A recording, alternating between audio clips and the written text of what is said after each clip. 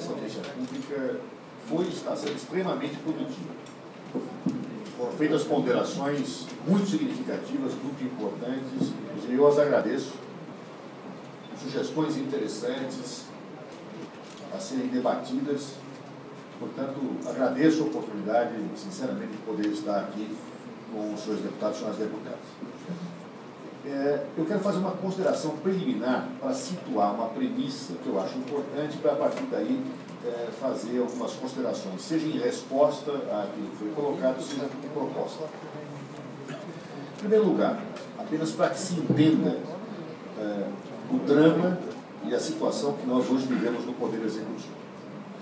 A Constituição Federal, ela diz textualmente no artigo 21, inciso 11, que as terras indígenas pertencem ao patrimônio da União.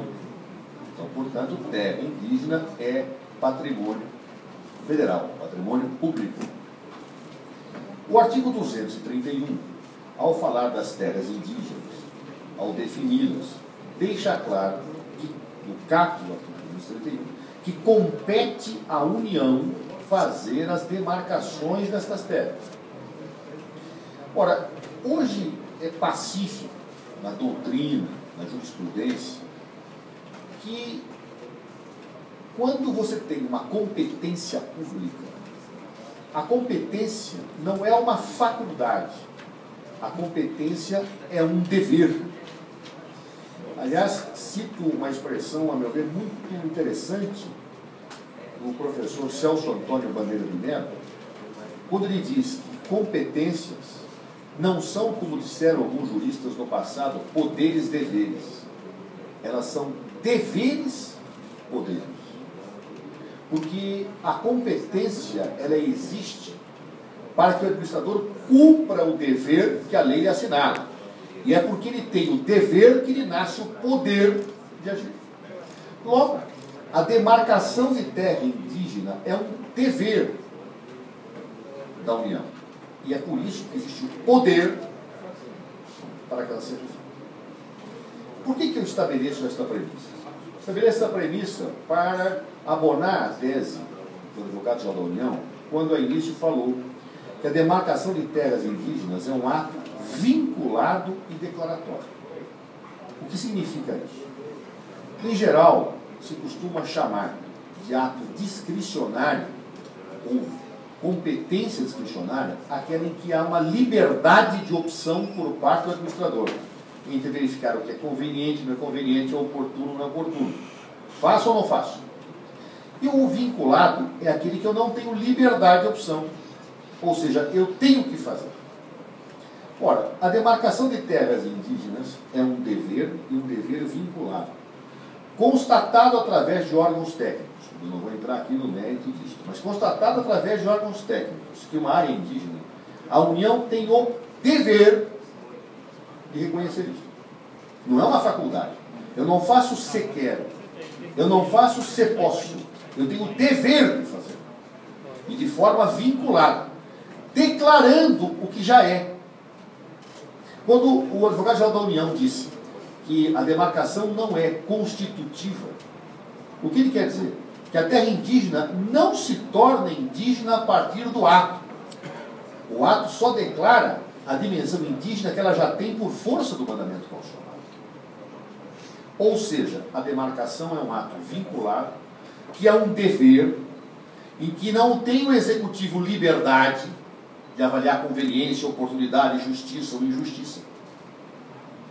E a partir disso é que se fundamentam as ações que nós somos obrigados, por dever constitucional, a praticar. Por que eu faço esta ponderação? Para que nós possamos nos situar no campo do diálogo, do possível, do que pode, do que não pode ser feito. O administrador é um escravo da lei, embora tenha bem dito o meu querido amigo, deputado Moreira Mendes, que posições jurídicas podem existir lá ou cá, há certos limites que eu não posso romper. Eu não posso, por exemplo, dizer que o homicídio no Brasil não é crime. Eu posso discutir o que é um homicídio, se houve naquele caso, se não houve, mas eu não posso ignorar certos parâmetros. Então, a demarcação de terras indígenas é um dever que a administração tem que necessariamente seguir, não sendo faculdade minha. Se eventualmente as autoridades competentes não cumprirem esse dever, elas prevaricam, elas cometem crime, podem ser processadas na forma da lei.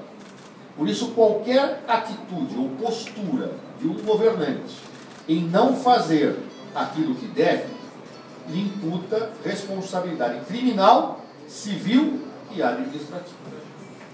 Bem, por que eu falo tudo isso? Tudo o que pode ser feito, obviamente, e acho que existem muitas coisas que têm que ser colocadas, passam das observações que foram feitas aqui. Primeiro, pelas incorreções de pareceres técnicos. Claro? A grande questão é, se um parecer técnico é dado e eu não tiver condições de refutá-lo, eu, ministro da Justiça, tenho o dever de seguir. E aí eu vejo uma falha estrutural no nosso sistema normativo, que eu submeto à reflexão de todos. A FUNAI é um órgão criado para proteger os direitos dos povos indígenas. Então, eu não vou discutir aqui mérito de atuação, nem outra coisa, mas essa é a função estrutural dela. O que me parece um equívoco estrutural? Me parece um equívoco estrutural que o órgão que tem esta missão seja o órgão que faça o estudo técnico e aprecie a final. Porque mesmo quando a FUNAI acerta, haverá uma suspeição de que possa estar sendo parcial. É por isso que, juridicamente, se coloca o Poder Judiciário como sendo um órgão estrutural. Pode até não ser imparcial na prática, não estou dizendo da prática, estou dizendo da estrutura normativa.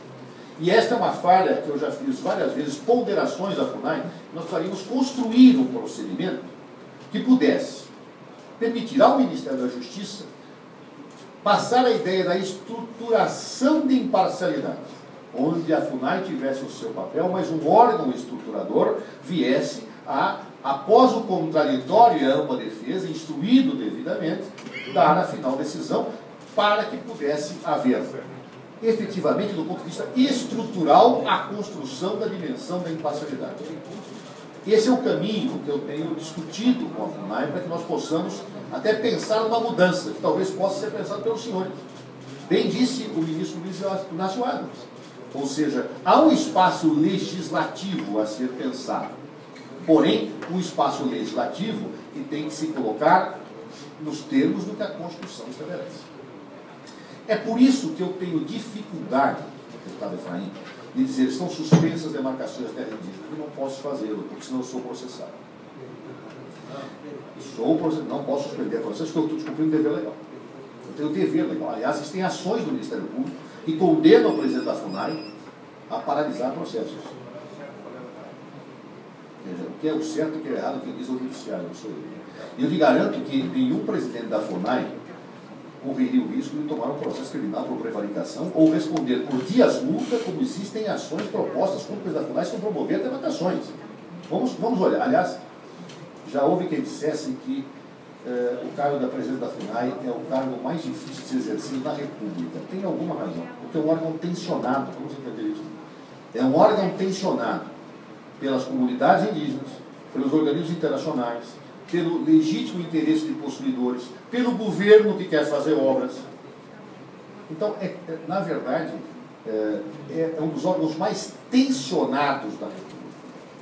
Claro? Nós temos que entender essa situação. Porque se faz, é porque fez. Se não faz, é porque não fez. É condenado porque fez. É condenado porque não fez. Não é simples. Quero falar francamente que não é simples. Qual a saída que nós temos para isso? Eu acho que nós não temos que ter medidas paliativas. Não me parece, inclusive, aí, e permitam fazer uma ponderação com franqueza e seriedade, porque sempre tive a todos os que estão aqui nesta casa, quando era deputado e agora como sou ministro. Não me parece que o caminho da mudança constitucional seja o melhor. Especialmente o da PEC 215. Por quê? Eu entendo a intenção dos que fizeram a PEC 215.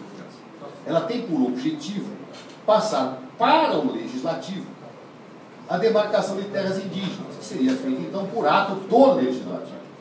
Qual o problema que nós temos na essência disso? Eu não vou nem discutir o mérito, eu vou discutir a constitucionalidade.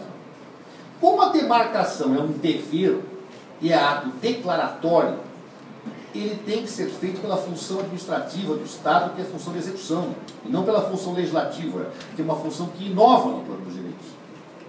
Ao se pretender passar para o legislativo a possibilidade de demarcar, se estará dizendo que se estará tirando competência do executivo e ferindo cláusula pétrea do artigo 2º da Constituição Federal. Ou seja, será movida uma energia imensa para aprovar uma PEC que depois, a meu juízo, cairá no judiciário, inexoravelmente. Seria fácil aqui vender alternativas cômodas. Se eu disser, olha, não cuido mais de demarcações, a minha agenda esvazia muito. Mas eu não acho que é esse o caminho, nós estamos para resolver, não é? Então, a proposta apontada pelo ministro Vargas está prevista na Constituição uma lei complementar.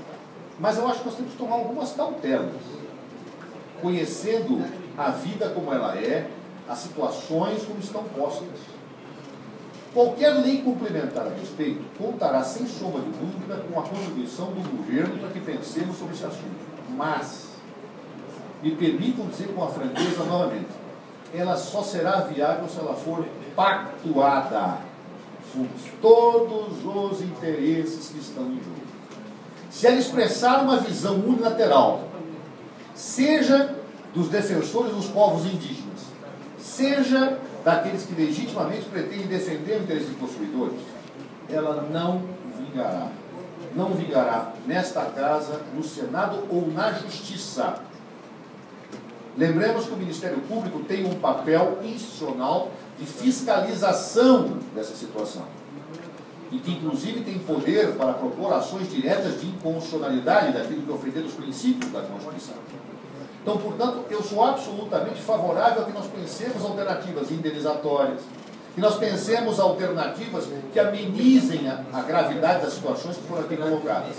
Mas a minha sugestão é que nós façamos isso de maneira pactuada, inclusive com a presença do Ministério Público participando da discussão. O presidente aqui me falava agora há pouco que há sugestões do Ministério Público nessa linha. Por que não ouvi-las? Eu recentemente, numa reunião, ouvi sugestões do Ministério Público. Por que não ouvi-las? Se nós conseguirmos pactuar uma situação, nós resolveremos esse problema de vez por todas, com institucionalidade, dentro de uma situação que dê segurança, que reconheça o direito dos povos indígenas e, ao mesmo tempo, aplaque os problemas que nós estamos vivendo hoje aqui, que foram muito bem colocados pelos senhores e pelos senhores deputados. Eu acho que este, efetivamente, pode ser um caminho a ser pensado.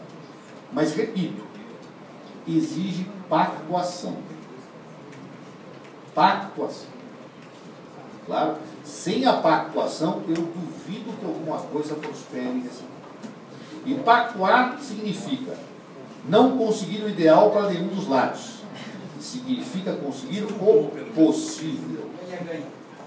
Claro, é a opinião sincera e, nesta perspectiva de uma pactuação, podem ter os senhores absoluta certeza que o Ministério da Justiça se empenhará imensamente. Porque se eu conseguir fazer uma pactuação, eu não só terei 10 dias mais tranquilos no Ministério da Justiça, mas como também acho que terei cumprido um papel importante junto com os senhores para encontrarmos uma saída para algo que é conflituoso, que ceifa vidas, que gera tristeza, que gera desgraça, porque onde há conflito, independente das razões, é ruim para a sociedade.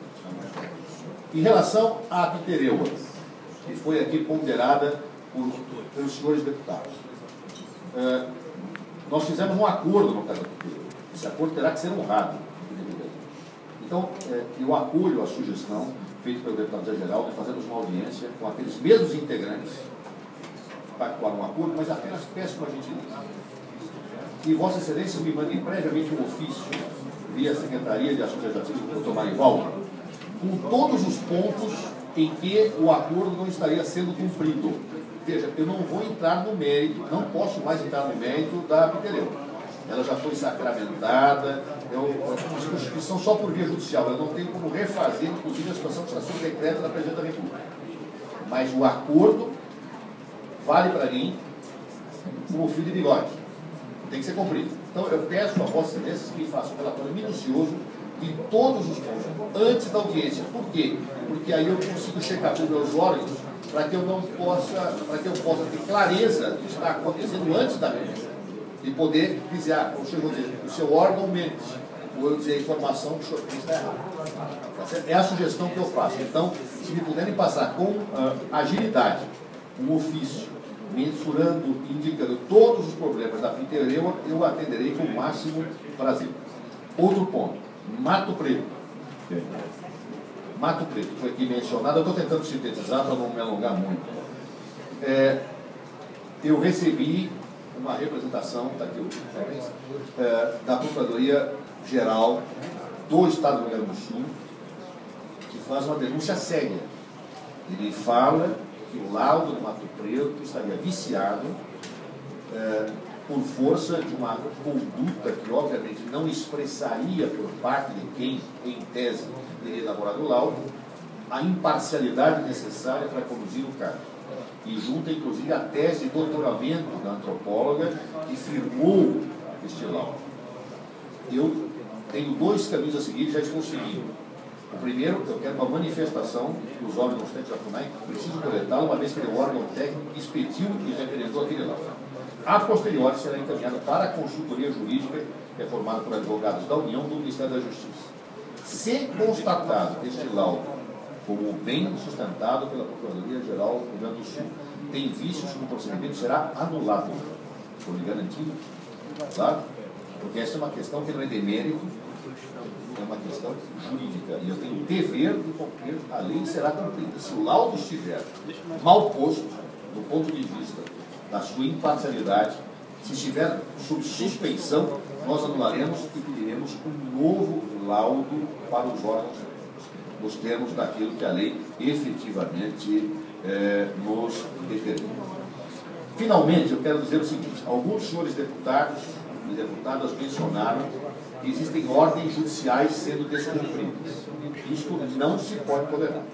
Se houver ordem judicial sendo descumprida, peço à fineza que dirijam a mim a petição, sendo o descumprimento motivado por ordem da Justiça, que dirijam a mim uma representação, eu imediatamente tomaria as medidas cabíveis, seja do ponto de vista de, e estando em vigor a ordem judicial, sustar qualquer iniciativa que esteja indevida, seja do ponto de vista de determinar a apuração de responsabilidades administrativas por parte daqueles que estão ofendendo a ordem judicial. Então, representem da mesma forma todo e qualquer vício formal de legalidade que ocorra em processo administrativo sob a sujeição minha, representem, porque eu tenho o dever legal de apurar. Se houver ilegalidade, tomarei as medidas. Claro, pode haver discordâncias. Como disse o deputado Moreira Mendes, um advogado acha A, o outro acha B. Se houver discordâncias, a via judicial é a única alternativa para que se possa rever situações ilícitas. Claro? É a sugestão que faço. O caminho da lei complementar, desde que pautado numa ampla pactuação, acho que é uma alternativa interessante a ser refletida. Ministro, eu só fiz uma pergunta. Nós temos, só para colocar, com relação objetivo, porque nós temos muitas pessoas inscritas e eu não posso dar a palavra para todos. Então, só se for uma coisa bem objetiva. Eu entendo que é dever do Estado, mas eu fiz um questionamento específico sobre dois casos, né? Porque esse pessoal chega, Mato Preto e Sananduva, chegaram em 2002, 2003. Maranduba, nós combinamos. Sananduva. Mato Preto, nós estamos aguardando. Nenhuma atitude será tomada até essa apreciação. Sim. Sananduva eu não tenho aqui, deputado. Sim, mas é a mesma situação. A sua pergunta é o seguinte: os índios chegaram postos pelo CIMI a partir de 2002, 2013, não existia nada. E ali o laudo que a FUNAI forjou, contra o laudo, diz que o pessoal já estava, não estavam ali. Já houve representação nesse segundo caso? Eu não me lembro, lembro de Mato Preto. Não, mas já saiu a portaria de desapropriação agora, então tem que representar. Isto vale, é a mesma coisa. O mesmo procedimento que houve para Mato Preto, tá certo? Vale para outro. Só um detalhe que eu esqueci de observar nas ponderações bem feitas pelo ministro Soares. Quando se fala em titulação, e aí a lei complementar tem que verificar, o parágrafo 6º do artigo 231 é que é o nossa questão. Ele diz: são nulos e extintos, não produzindo efeito jurídico, isso é nulo, não produzindo efeito jurídico, os atos que tenham por objeto a ocupação, o domínio E a posse das terras é que se refere a esse artigo. Então, quer dizer, qualquer ato de disposição é nulo. Escritura é nulo. Ou a exploração das riquezas naturais do solo. Mas ele fala dos rios e lagos delas existentes, ressalvado o relevante interesse da União, segundo o que dispuser a lei complementar. É sobre esta lei complementar que nós estamos falando. E é esta que eu acho que é perfeitamente possível de se refletir dentro de uma pactuação. Agora nós vamos ouvir rapidamente os dois autores do requerimento.